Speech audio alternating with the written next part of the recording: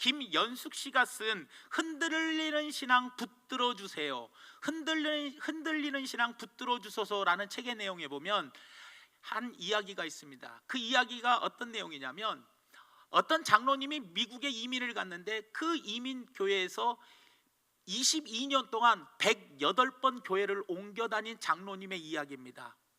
22년 동안 108번의 교회를 옮겨 다녔어요. 2달에 한 번꼴로 1년에 5번 이상을 옮겨 다닌 장로님 이야기를 했어요. 근데 이 장로님은 교회를 옮길 때마다 그 교회의 단점이 무엇인가를 항상 파악을 해요. 첫 번째 파악하는 사람이 담임 목사의 단점이 무엇인가, 그리고 장로님들의 단점, 찬양대, 주보, 화장실, 주방, 성도들의 태도까지 전부 다 단점을 낱낱이 노트에 다 기록을 했대요. 그리고 난 다음에 그것을 그 교회 성도들에게 다 말을 하더라는 거예요. 22년이 지난 후에 이 장로님은 돌아가셨습니다.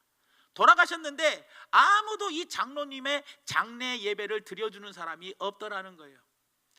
하지 못해서 불쌍해가지고 108번째 마지막 교회 목사님이 어쩔 수 없이 장례를 치루어 주었다라는 거예요. 여러분, 이런 생각을 해봤습니다. 이런 장로님이 만약에 주님 앞에 섰을 때, 예수님, 내가 다닌 교회들 108개 교회에 단점이 바로 이런 겁니다 하고 그 노트를 예수님 앞에 보여준다면, 아마 예수님도 장로 너로서 너도 이러이러한 단점들이 많았다 하고 아마 예수님도 그 장로님에게 노트를 보여줬을 거라고 저는 생각이 듭니다. 여러분들, 제가 왜 이 말씀을 드리는 이유는 뭐냐, 대부분의 사람들은 이상형의 교회를 찾아다니고 합니다. 어떻게 해서든지 내 마음에 드는 교회를 찾으려고 무단히도 애씁니다. 그러나 여러분, 이 세상에 내 마음에 100% 만족하는 교회는 있을 수 없다라는 거예요. 이상형의 교회는 이 세상에 존재하지 않습니다. 왜 그러냐, 교회란 스스로 죄인이라고 고백하는 사람들의 모임입니다. 나는 죄인입니다라고 생각하고 고백하는 사람들의 모임이 바로 교회입니다. 그리고 연약한 사람들의 모임이 바로 교회라는 거예요, 여러분들. 그래서 이상형 교회가 없다라는 거예요. 비록 없지만 우리가 모든 역사를 한번 보면은 가장 닮고 싶은 교회, 가장 사모하는 교회가 바로 어느 교회냐? 초대교회라는 거예요. 우리는 초대교회로 돌아가자, 초대교회를 닮고 싶어 했고 초대교회를 사모하고 초대교회를 부러워했다라는 거예요. 왜요? 초대교회가 가장 뭐예요? 우리가 꿈꾸는 이상적인 교회였기 때문이라는 거예요. 그런데 여러분들, 초대교회도 너무나도 많은 문제가 있었어요. 여러분들, 바울과 바나바, 바울과 베드로가 사역으로 인하여 많은 갈등과 이견을 벌였어요. 그리고 대립을 했고 의견 충돌이 있었어요. 그래서 결국은 2차 전도여행 때 바울과 바나바가 갈라져 버리지 않습니까? 여러분, 예루살렘 교회는 어떤 문제가 있었습니까? 아나니아와 삽비라의 사건으로 엄청난 큰 사건입니다. 여러분들, 그런 어마어마한 사건이 터졌습니다. 더군다나 여러분들 어떻습니까? 구제 문제 때문에 헬라파 사람들이 막 건의하고 난리가 났습니다. 한마디로 말하면 구제 헌금을 갖다가 어떻게 해요? 잘못 사용했기 때문에 난리가 나버렸어요. 이렇게 예루살렘 교회도 시끄러웠습니다. 고린도 교회를 보십시오. 고린도 교회는 파가 4파로 나누어졌습니다. 그리스도파, 베드로파, 사도 바울파, 그리고 아볼로파, 이렇게 4개 파로 쪼개진 교회가 그 은혜스러운 고린도 교회였고, 또 음행으로 인하여 엄청난 시끄러운 교회가 바로 뭐예요? 고린도 교회였다라는 거예요. 여러분, 이렇게 초대교회도 문제가 없었던 게 아니에요. 많은 문제들이 있었지만 이 문제가 없어서 초대교회를 닮아가고 싶은 것이 아닙니다. 문제가 없었기 때문에 초대교회를 사모하는 것이 아닙니다. 문제가 없었기 때문에 초대교회로 돌아가자라고 이야기하는 것이 아니라는 거예요. 초대교회는 문제가 있었지만 이 문제를 해결할 수 있는 영성이 있었기 때문에 우리가 초대교회를 닮아가자는 거예요. 초대교회를 사모한다는 겁니다. 하나님 안에서 문제가 와도 그 문제를 해결할 수 있는 영성이 바로 초대교회에는 있었다라는 거예요. 여러분들, 세상에 문제 없는 교회는 없습니다. 세상에 앞으로 문제는 계속 다가옵니다. 그럴 때 이 문제를 어떻게 우리가 만났을 때 해결해야 하는 이유가 바로 뭐냐? 문제는 없는 사람이 없지만 이 문제를 해결할 수 있는 영성만 우리가 가지고 있다면 얼마든지 우리는 이 문제를 해결해 나갈 수 있다라는 거예요. 그렇다면 우리가 오늘 초대교회 예루살렘 교회, 최초로 생긴 예루살렘 교회를 우리가 살펴보며 예루살렘 교회의 영성을 우리가 회복할 수 있는 우리 중앙교회 성도님들과 우리 교회 되기를 예수님의 이름으로 부탁을 드립니다. 첫 번째로 예루살렘 교회의 영성은 하나님을 경외하는 영성이었더라는 거예요. 오늘 본 말씀 43절 말씀에 이렇게 이야기합니다. 사람마다 두려워하는데 라고 이야기합니다. 사람마다 두려워했는데 이 두려워했다라는 말을 사람을 두려워한 것이 아니라 주님을 영접하고 난 후에 베드로가 오늘 본 말씀에 보니까 회개하라, 천국이 가까웠다는 거예요. 회개하고 죄사함을 받으라는 거예요. 오늘 본 말씀 38절 말씀에 회개하고 죄사함을 받으라, 그리하면 성령을 너에게 선물로 주신다는 거예요. 여러분들, 우리가 한번 생각해 보시기 바랍니다. 그들이 뭐예요? 회개하고 세례를 받고 죄사함을 받아 성령을 선물로 받으니 그때부터는 하나님을 두려워하기 시작한 거예요. 하나님을 경외하기 시작한 거예요. 다시 말하면 하나님을 경외한다는 건 바로 뭐예요? 하나님을 의식하며 살았더라는 거예요. 내가 주님을 영접하기 전에는 사람을 의식하고 나보다 윗사람을 의식하고 살았지만 이제는 하나님을 내가 믿음으로 말미암아 하나님을 의식하고 하나님이 나를 바라보고 계시는구나, 하나님이 지금도 불꽃 같은 눈동자로 일곱 영으로 나를 바라보고 계시는다라는 것을 항상 의식하며 살아가는 것, 이것이 하나님을 두려워하는, 하나님을 경외하는 거라는 거예요. 여러분들 우리가 한번 생각하길 바랍니다. 초대교회로부터 배우기 원하는 영성이 바로 뭐냐? 하나님을 경외하는 영성이라는 거예요. 여러분, 믿음의 사람이 하나님을 경외하지 않으면 그건 믿음의 사람이 아닙니다. 여러분들, 하나님을 경외한다는 건 하나님을 의식하며 살기 때문에 하나님이 주신 말씀을 늘 말씀으로 받아들여 순종하며 살아가는 것, 겸허하게 하나님의 말씀을 받아들이는 사람이 바로 뭐예요? 하나님을 경외하는 사람이에요. 교회는 하나님을 경외해야 합니다. 하나님을 두려워해야 합니다. 하나님이 나를 지금도 보고 계신다라는 것을 늘 의식하며 살아가야 돼요. 그래야 예배다운 예배를 드릴 수 있고 헌신다운 헌신을 드릴 수가 있다라는 거예요. 여러분들, 지금도 하나님을 의식해 보십시오. 하나님이 지금 나의 예배 드리는 모습을 하나님은 보고 계십니다. 사람은 겉만 보지만 하나님은 여러분들의 중심을 보고 계시더라는 거예요. 여러분들이 찬양할 때나 여러분들이 기도할 때나 여러분들이 말씀을 들을 때 이것이 목사의 말이 아니라 하나님의 말씀으로 받아들이는지 두렵고 떨림으로 받아들이는지 하나님은 여러분들을 날마다 보고 계시더라는 거예요. 그러나 우리가 하나님을 의식하지 아니하고 하나님을 두려워하지 아니할 때에는 우리는 어떻게 합니까? 함부로 말을 합니다. 함부로 행동을 합니다. 그리고 교회 재정을 함부로 두려워하지 아니하고 함부로 사용해 버리더라는 거예요. 성도가 하나님을 두려워하지 않으면 교회를 함부로 말합니다. 사람들을 함부로 대합니다. 그리고 함부로 남을 비판하고 판단하고 정죄해버리고 말아 버리더라는 거예요. 하나님이 나를 지금도 보고 계신다는 것을 의식하지 못할 때 우리는 언제나 말과 행동에 있어서 내가 하고 싶은 대로 해버리더라는 거예요. 하지만 하나님을 두려워한다면, 하나님을 경외한다면, 하나님을 의식하고 지금도 하나님이 나를 보고 계신다는 것을 늘 신경 쓴다면 원망하고 싶어도, 비판하고 싶어도, 정죄하고 싶어도 우리는 늘 내 자신을 누르며 말씀에 순종하며 살아갈 수밖에 없다라는 거예요. 여러분들, 입법자는 하나님이시고 재판관도 오직 하나님 한 분밖에는 계시지 아니하더라는 겁니다. 여러분들, 그런데 우리는 어떻습니까? 하나님을 두려워하는, 하나님을 의식하고 사는 영성이 흐려져 버리니 내 마음대로 해보고 내가 하고 싶은 말 해버리고 내가 하고 싶은 행동 해버리고 나한테 조금만 손해가 오더라도, 내가 조금만 누가 나에게 해코지를 해도 먼저 손 내밀지 못하고, 먼저 용서하지 못하고, 먼저 사랑하지 못하고, 먼저 섬겨주지 못하고 내가 하고 싶은 내 마음대로 해버리고 말아 버리더라는 겁니다. 여러분들, 교회와 성도가 가져야 할 가장 큰 영성은 뭐냐? 주님을 영접하셨습니까? 세례를 받았습니까? 그리고 죄 사함을 받아 우리가 성령을 선물로 받았다면 하나님을 늘 의식하며 사시기를 바랍니다. 하나님이 존재하지 않은 공간은 없으십니다. 하나님은 언제나 우리를 바라보고 계십니다. 빌 할비즈 목사님이 이런 말 했지 않습니까? 인격이란 무엇이냐? 아무도 보지 아니할 때 나의 행동이 바로 인격이라는 거예요.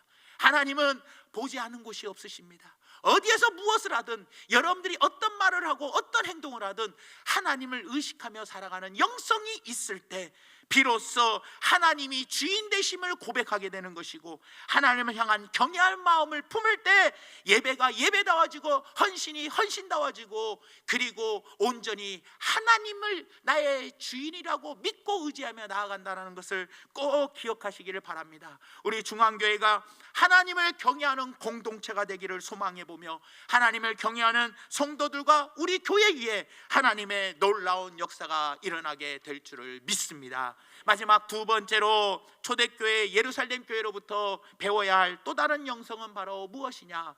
믿음 안에서 교제의 영성이라는 거예요. 교제의 영성.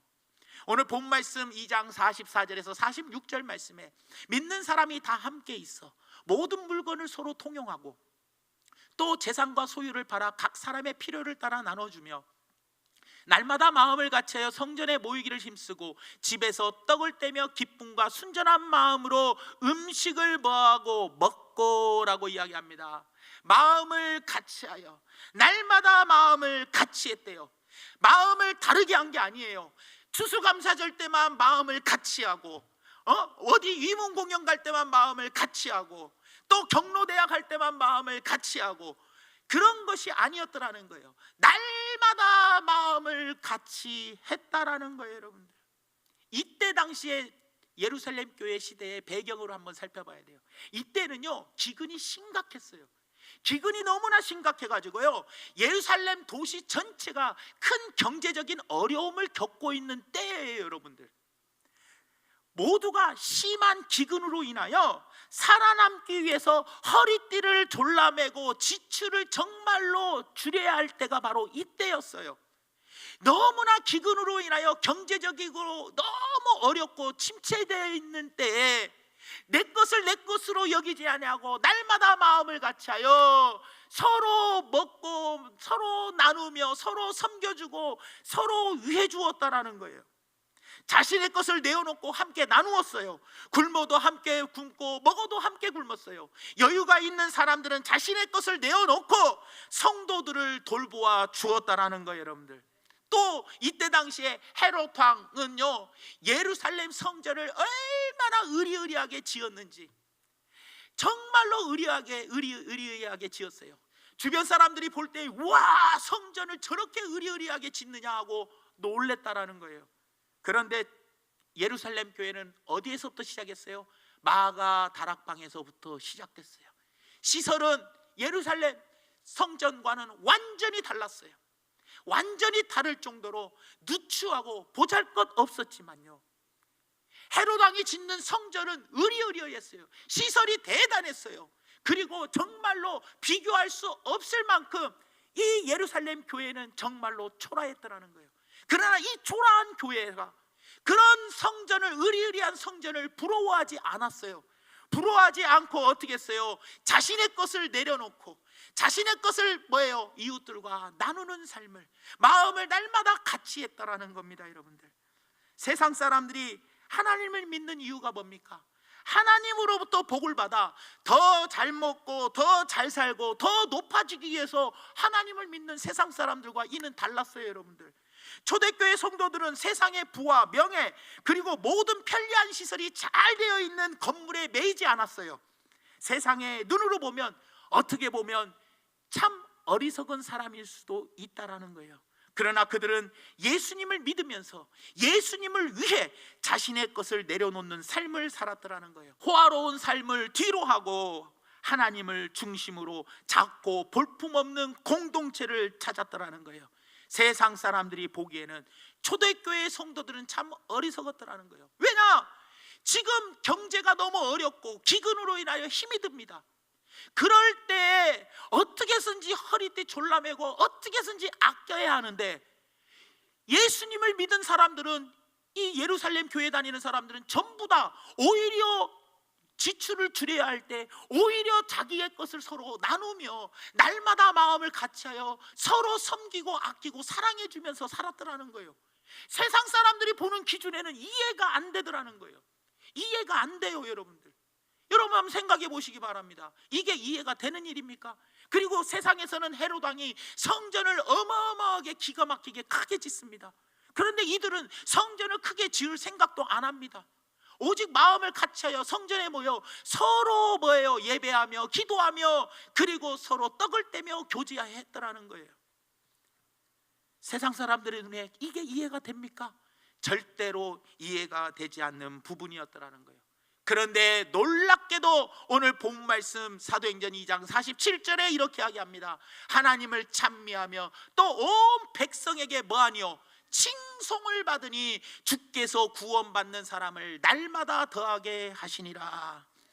여러분, 온 백성에게 뭐를 받았다고 그래요? 칭송을 받았대요. 그냥 부러운 것이 아닙니다. 엄청 부러운 거예요. 우리 교회가 남원 시민들로부터 칭송을 받는 교회라면 얼마나 행복하겠습니까? 여러분들 13절 오늘 본 말씀 앞에 13절에 보면은 이렇게 이야기합니다. 또 어떤 이들은 조롱하여 이르되 그들이 세술에 취했다 하였더라. 세상 사람들이요, 이스라엘 백성들이 처음에는 예루살렘 교회 성도들을 향해서 조롱을 했어요. 처음에는 조롱받는 교회였어요. 저들이 술에 취했다라고 조롱받는 교회였더라는 거예요. 우리 교회도 옛날에 어땠습니까? 방언 기도한다, 박수치며 찬양한다, 통성 기도한다, 그러면서 이단이다 하면서 얼마나 많은 핍박을 받았습니까? 여러분, 조롱을 받았습니다. 그러나 여러분들 어떻습니까? 성령의 충만함이 임하니까 하나님을 늘 의식하며 살게 되고, 그리고 서로 믿음 안에서 세상 사람들이 상상하지도 못하는 지출을 아껴야 할 이때, 그리고 건물을 더 호화롭게 지어야 할 이때 어떻게 했어요? 건물에 연연하지 아니하고, 또 여러분 경제적인 어려움에 연연하지 아니하고, 내 것을 내 것으로 여기지 아니하고 서로 믿음 안에서 나누며 마음을 같이하고 교제했던 그 예루살렘 교회 성도들의 모습을 보며 세상 사람들은 조롱에서 무엇으로 바뀌었어요? 칭송으로 바뀌었더라는 겁니다. 여러분, 사랑하는 여러분, 그렇지 않습니까? 우리 교회가 이런 교회가 되기를 원합니다. 세상 사람들이 예루살렘 교회들을 칭찬받은 이유가 바로 뭡니까? 그것이 많은 수의 교인들 때문에 칭찬을 받았습니까? 아니면 큰 예배당을 가졌기 때문에 예루살렘 교회가 칭찬을 받았습니까? 아니면 좋은 프로그램들이 많아가지고 칭찬을 받았습니까? 아니라는 거예요. 여러분들, 많은 수의 교인 때문에 칭찬을 받은 것이 아니었습니다. 큰 예배당 때문에 칭찬받은 것이 아니고 좋은 프로그램 때문에 칭찬받은 것이 아니었어요. 예루살렘 교회는 칭찬을 받게 된 것이 그들이 새 술에 취해서 성령의 충만함을 받아 그들이 하나님을 경외하며 하나님을 의식하여 날마다 말씀 따라 사는 삶, 그래서 가난한 사람들과 함께하며 내 이웃을 내 생명보다 귀하게 여기며 내 이웃을 내 몸과 같이 사랑했더라는 거예요. 세상 사람들이 볼 수 없는 가치를 가지고 있었기 때문에, 세상 사람들이 도저히 상상할 수 없는 가치관을 가지고 그 모습을 보여주었기 때문에, 서로를 위하여 살아가는 아름다운 모습을 보여주었기 때문에 세상 사람들은 조롱에서 시작했다가 마지막은 뭐예요? 칭송으로 끝나게 되고, 칭송받는 이 예루살렘 교회를 향하여 하나님은 날마다 구원받는 수를 더하여 주셨더라는 거예요. 여러분들, 이것이 진정한 영성이라는 겁니다. 온 백성에게 칭찬을 받는 예루살렘 교회를 보십시오. 하나님께서 그들에게 더 많은 백성을 보내주시지 않았냐라는 거예요. 저는 우리 중앙교회도 이런 교회가 되기를 원합니다. 성도 간에 서로 하나가 되어 하나님을 사랑하고 이웃을 사랑하는 교회가 되어 지역 주민들로부터 칭찬을 받는 교회, 그런 교회가 우리 교회가 되었으면 좋겠다는 거예요. 또한 무엇보다 하나님께서 우리 교회 칭찬받는 우리 교회를 인정하셔서 날마다 구원받는 수를 더하여 주는 그런 교회가 되기를 원합니다. 우리 중앙교회가 65주년을 지나오는 동안에 온 성도가 힘을 모아 하나님의 선한 일을 열심히 하였습니다. 하지만 우리가 앞으로가 더 중요하지 않습니까? 요즘 시대가 어떤 시대입니까? 기독교인들이 정말로 손가락질 받는 시대, 목회자가 조롱받는 시대, 그리스도인들이 조롱받는 시대, 교회가 조롱을 받는 시대가 되었더라는 거예요. 그러나 우리 교회만큼은 그런 조롱을 받는 교회, 조롱을 받는 목회자, 조롱을 받는 성도들이 되지 않기를 바랍니다. 그러기 위해서는 예루살렘 교회가 조롱으로 시작되었지만 하나님을 늘 의식하여 어떻게 했습니까? 늘 의식하여 하나님의 말씀대로 따라 살았습니다. 그리고 도저히 세상 사람들이 상상할 수 없는 가치관을 가지고 오히려 아끼고 전략하고, 남들이 뭐 먹을 걸 좀 달라고 할 때 없다고 거짓말하며 감추고 숨겨야 할 이때 오히려 내 것을 내 것으로 여기지 아니하고 서로 섬겨주고 나눠주며 사랑을 베풀어줬던 그 아름다운 영성이 바로 칭송을 받게 되었고, 그리고 오히려 하나님이 그 모습을 통해서 날마다 구원받는 수를 더하여 주셨다라는 겁니다. 사랑하는 성도 여러분, 우리 교회가 이런 교회 되기를 원합니다. 마지막 때 세상 사람들이 교회를 바라보는 눈빛, 목회자를 바라보는 눈빛, 그리고 성도들을 바라보는 눈빛은 너무나도 차갑습니다. 옛날에 3.1운동 하던, 기독교가 3.1운동을 주도하던 시대와는 너무나도 다릅니다. 그런 이때에 우리가 어떻게 해 나가야 되겠습니까?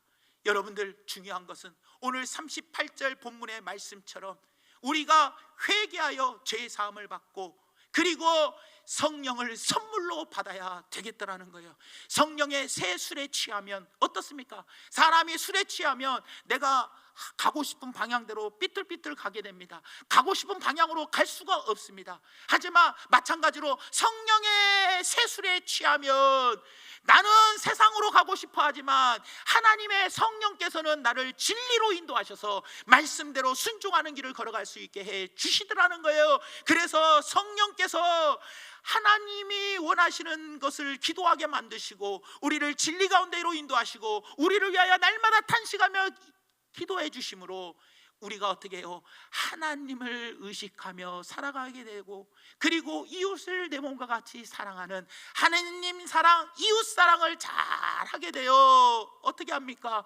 우리 교회에 어떤 문제가 와도 이 문제를 해결할 수 있는 두 가지 영성을 갖춘 교회는 악한 마귀의 사단의 괴계에 절대로 넘어지지 않는다는 것을 꼭 기억하시면서, 오히려 문제가 왔을 때 이 문제를 해결할 수 있는 영성을 통해서 오히려 주변의 지역의 많은 사람들이 우리 교회를 칭송하고 날마다 구원받는 수가 더하여지는 그런 교회, 그런 영성을 회복하는 성도님들 되시기를 예수님의 이름으로 축원을 드리면서, 우리가 마지막으로 드리고 싶은 말씀은 이겁니다.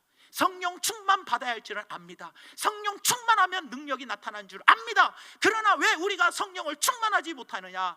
과거에 우리 믿음의 선배들은요, 성령 충만 받기 위하여, 기도 응답 받기 위하여 끝장 보는 기도들을 했습니다. 철야 기도도 하고 응답 받을 때까지 금식 기도도 하고 산에 올라가서 나무 하나가 뽑힐 때까지 기도하고, 그리고 무덤에 가서도 두려워하지 않으려고 담대하게 소리 지르며 기도했던 게 우리 바로 믿음의 선배들이었어요.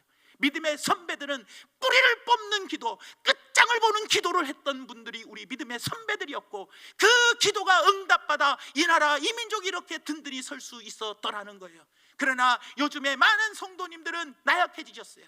기도를 해도 20분 이상 30분 이상 기도하기가 힘이 들어요. 그러니 어떻게 우리에게 그런 영성을 회복할 수 있는 힘이 생기겠냐라는 거예요. 사랑하는 여러분, 과거의 옛날의 모습으로 돌아가시기를 바랍니다.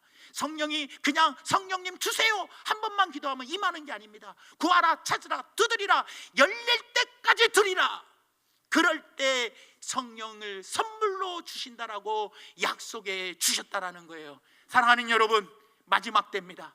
악한 마귀가 더 득실되는 이때, 한 명이라도 더 잡아 삼키려고 하는 이때, 여러분들 그냥 집에서 하루에 뭐 시간 정해놓고 10분, 10분, 15분 기도하는 기도도 물론 중요합니다만, 여러분 성령의 충만함을 달라고 끝장 보는 기도, 정말 뿌리를 뽑는 기도, 응답받을 때까지 정말로 목숨을 거는 기도, 그런 기도를 통하여 성령의 충만함을 받아 하나님을 경외하는 영성, 이웃을 믿음 안에서 교제하는 영성, 이 영성을 회복하여 교회에 어떤 문제들이 와도 이 문제들을 자신 있게 헤쳐나가며 승리하는 우리 교회 많은 시민들에게 칭송받고 하나님이 칭송받는 우리 교회를 향하여 날마다 구원받는 수를 더하여 주어서 우리 교회가 영혼 구원에 앞장서는 그런 교회 되기를 예수님의 이름으로 축원을 드립니다. 기도하겠습니다. 사랑의 하나님, 참으로 고맙고 감사합니다. 오늘 말씀을 생각하면서 하나님, 식어가는 우리의 영성을 회복시켜 주시옵소서. 나약해져 버린 우리의 영성을 회복시켜 주시옵소서. 다시 한번 뿌리 뽑는 기도, 다시 한번 목숨 건 기도를 통하여 하나님 성령의 충만함으로 아버지 하나님 강력한 영성을 회복하는 우리 교회 되게 도와 주시어서 강력한 영성 앞에서 문제들은 아무것도 아닙니다 헤쳐나가고, 그리고 세상 사람들을 놀라게 하는 가치관을 보여주므로 세상 사람들에게 칭송받는 성도와 교회 되게, 하나님께서 우리 교회를 향하여 날마다 구원받는 수를 더하여 주는 교회 되게 성령님 역사하여 주시옵소서. 예수님의 이름으로 간절히 기도 올려옵나이다. 아멘.